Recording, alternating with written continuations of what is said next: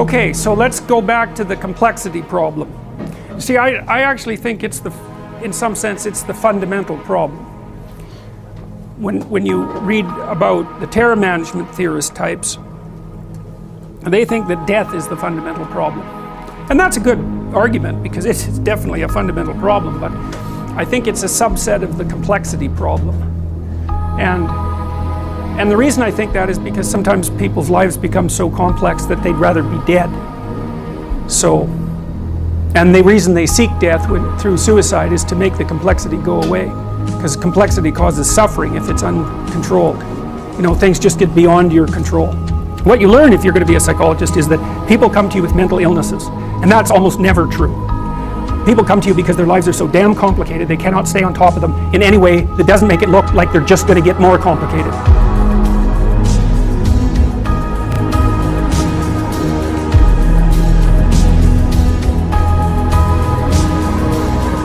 Greetings to you. I'm Elijah Muhammad, the preacher of freedom, justice, and equality to you, my poor black people, who has been lost in the wilderness of North America for the last 400 or more years.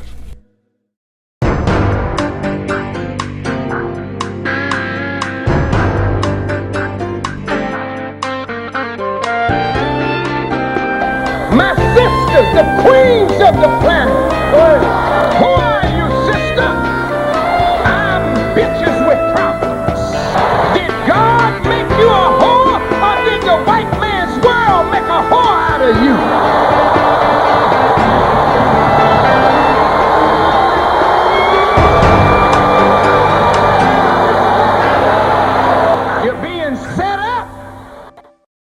Well, it might sound like science fiction, but a new UFO probe is being taken very seriously at the highest levels of the US government. Look at that thing. It's rotating. These videos. There's a whole fleet of them. Look on the ASA. My gosh. They're all going against the wind. The wind's 120 knots from the west. Context is everything. So it's important that I break down exactly what I believe in.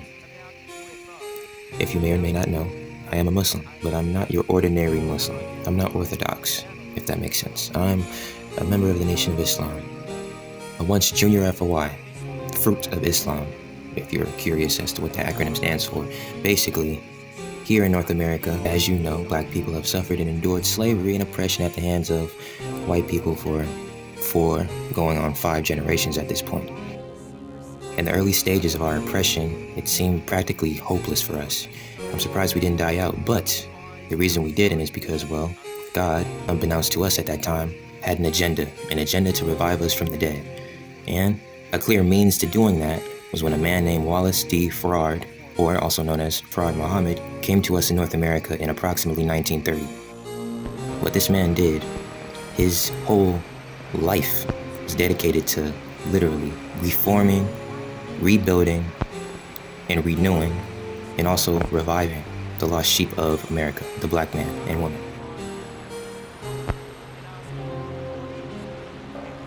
Yes, sir.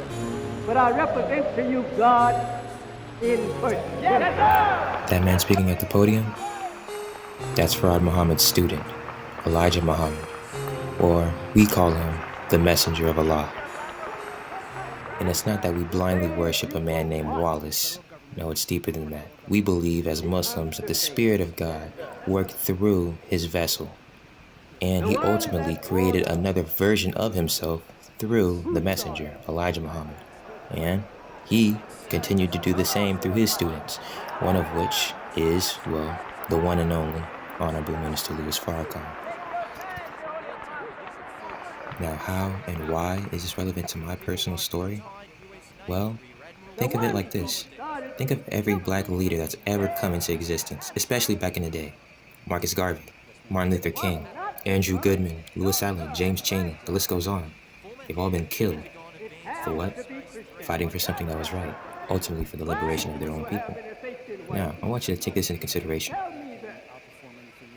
None of the men that I've mentioned have been killed. As a matter of fact, 2 of which mysteriously disappeared. Now, of course, If you do research on this, you'll find that Elijah Muhammad is claimed to have passed away due to a heart attack or something of that effect. However, we as the Muslims have reason to believe that that didn't really happen. I won't go too much in depth about that in this video, but know for a certainty that any sort of remains or any sort of trace of Master Farad Muhammad, as we like to call him out of respect, is nowhere to be seen.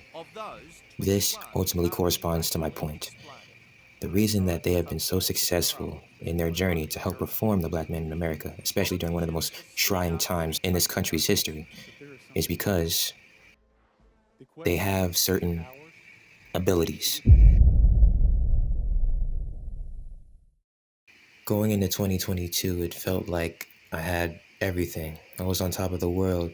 I was TikTok famous, and slowly but surely I was becoming Instagram famous, having celebrities of some sort of degree DMing me, expressing their thanks and appreciation of the work that I do. It was natural high, a sort of extreme elation that I had felt, and I wanted it to keep going. However, in my pursuit of that natural high, I didn't realize that my body was exerting extreme amounts of energy. And I don't mean that from a figurative perspective. I mean that quite literally. However, at one point, it all kind of came to a screeching halt. Not necessarily the fame, the people that were respecting what I did. It was my perception of it. I wasn't growing as fast as I thought I should have. And because of that, I felt an intense sort of depression, almost disappointment in myself. And because of that, these symptoms, these things my body did gradually worsened over time. Now, it was light at first, however. The straw that broke my back was the losses. I had gathered so many L's on top of L's. I was in so much debt. And the thing was, I wasn't financing my own accounts. This money was coming straight from, well, the family. It's funny thinking about it now because, well, this wasn't necessarily, looking back at it now, you kind of realize how it was fate, what was going to happen. And so, there was one day in particular that I had took a loss. And the way that stock trading works is, you see it, it's not like gambling. Like, it's like, oh, you flip a card, oh, you lost, oh, too well. No, you get to see live that number dropping, like dollar by dollar. And so one day I was in a trade and it just tanked. And, you're supposed to have discipline as a stock trader to click the stop button, stop out, protect yourself from greater losses. I didn't have that. It got to a point to where I never did this before, but I had crashed out. No, but this wasn't the crash out. This was a inner crash out. What happened was I had went through this. I had looked down, grabbed my head in frustration, and I just started whispering vile things to God, almost cursing. No, I was cursing him. Oh, you're the reason why I'm even out here in the first place, why I moved away from my friends, why I'm lonely, why I don't have a girl, why everything that you could think that a teenager, needs in order to, survive. He's just cursing God, blaming him for it. And as I'm just cursing him out, and this isn't like me at all. I would never do this. I literally have a track record. I have a good credit score with God when it comes to this. I don't think negatively of him ever, but this was a first. And almost like he was like listening to me immediately. I was down 500, if I'm not mistaken, at this point. I kid you not. I look back up at that screen and I'm up $200 bucks. And you would think, obviously I'm thankful, but I'm silent. I was at a crossroads. Now this is kind of where I knew I was cooked. If I was balanced, if my body was in equilibrium, I would have interpreted that properly. But because I was deficient in the nutrients, yes, that's how bad it got. I was so deficient because of the fact that I was focused on posting and all this other stuff that my body was malnourished in a sense. And when I saw that trade go in the green, one of the first things I recall I instinctively did, I did pray. However, I did let this maniacal smirk leave my face because I knew, or what I thought I knew was, if I can't get what I want the right way, then I would just take it from you.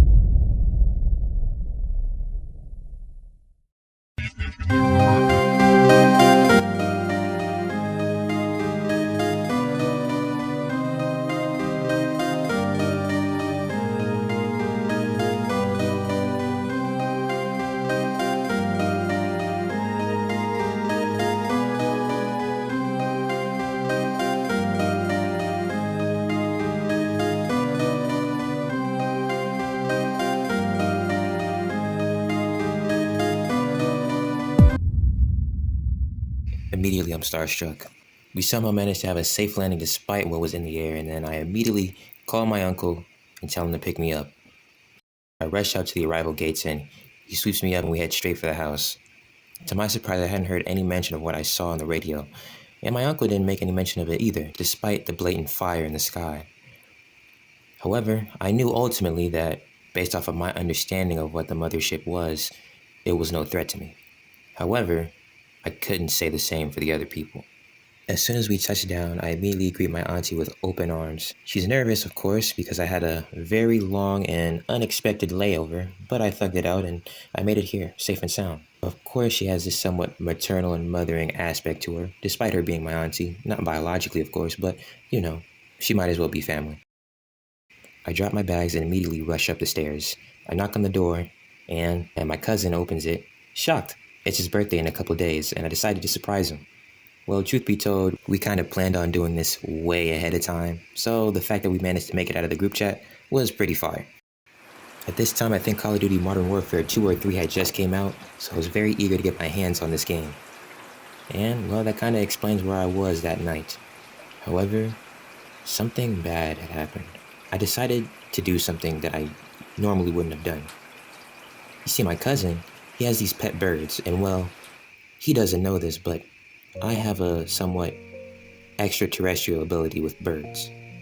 I haven't told anybody this, of course, because it sounds absurd and preposterous, but I can communicate with birds. It's difficult for me to verbalize it in a way that'll make sense to you, but I guess the most accurate way of explaining it is bird box rules. You see, you gotta keep in mind, his birds are like these tiny sparrows, for lack of a better word. Colorful sparrows. Now, when I first was introduced to these birds, it took a little while for them to get adjusted to my presence, but surprisingly, in a very short amount of time, they got adjusted to me. And, well, they appreciated my presence, and so did I. And I decided to test my abilities with them to see how well they could communicate with me, and how well I can understand them. Now, keep in mind, all of this is mental. I'm not actually saying or doing anything that my cousin would notice. So as far as he's concerned, it just looks like I'm staring at this box full of birds. After about 2 minutes of me doing whatever I'm doing, I go back to playing the game with my cousin. Fast forward several hours later, in the dead of night, my cousin's fast asleep. However, me, I'm suffering from this, not insomnia, but this sort of unease. I'm in the dark, the TV's on Netflix, and instead of me staring at the screen, I'm on the floor, crouched down, kind of expecting something. Something that I know I shouldn't be expecting. Almost as if... And there it is, that sound. The sound that changed everything. You see, at this point, my gut instinct was right. I don't know why, but for some reason I had a strange feeling when I got off that plane. I was getting myself into something I didn't know I was prepared for. I quickly looked out the window, and I don't see anything. But what I hear is footsteps. Loud footsteps. Running, stopping, then slowly walking. I try to brush it off. Maybe it's just some homeless man. No, maybe it's the neighbors doing whatever they're doing. But as soon as I turn my back to the window, the birds start freaking out, chirping crazily, frantically, almost as though they've lost their minds. I don't know what to think. What's going on? Meanwhile, my cousin's fast asleep, and my aunt must be somewhere in the other room because she's not barging in here either. So it's just me and these birds, and whoever's on the outside of this house. Now, of course, under any normal circumstances, I wouldn't take it this seriously. However, this is my home, and it's beginning to feel a lot more like something that would happen in Georgia than in California. So, I do what any man would do, and I lock the fuck in. I grab my phone and quickly run down the stairs. I try to look through the peephole, but as it knocks, it catches me off guard and nearly slip and fall. But I quickly get up and run straight for the kitchen to grab a knife, call the police, and defend the front door of the house, since that seemed to be where they were trying to attack. But as soon as I head out of the kitchen into the living room area to get back into the front, I hear shuffling near the patio. That's where the back door is. That doesn't make any sense. I only heard one pair of footsteps. How could they be over there that fast? Nonetheless, I look back, and lo and behold, that's the source of the sound. Okay, this is starting to throw me off. I could have swore he was from the time I was upstairs, he was on one side of the house. In the 3.5 seconds I took to go down the stairs into the front, he was already at the door. And then by the time I grabbed the knife, which wasn't that far away, he's already in the backyard? This doesn't make sense. It's completely silent, so I couldn't make any mistake. There's only one person, but how the hell is he moving this fast? This doesn't make any sense. I don't have time to think about that though, because right now, he's there. He's in the backyard. I quickly turn on the lights to let them know that I'm here, and then the shuffling stops. Now, I don't see what's going on because in front of me are blinds that block a window that exposes exactly who and what is on the other side of this house. So, ultimately, we're having a standoff. It's me with this knife in my hand, staring at these blinds, somewhat reluctant to even look and see for myself what's on the other side. My adrenaline is bursting. I can barely see. My vision starts getting blurry. It's almost as though the person on the other side can sense it, because that's when I start hearing these sounds. They get louder and louder. What the hell am I gonna do? I have to do something. I open the blinds.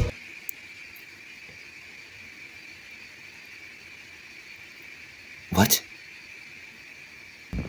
He's gone? Suddenly the back door opens. It leads to the garage. What? That doesn't make any sense.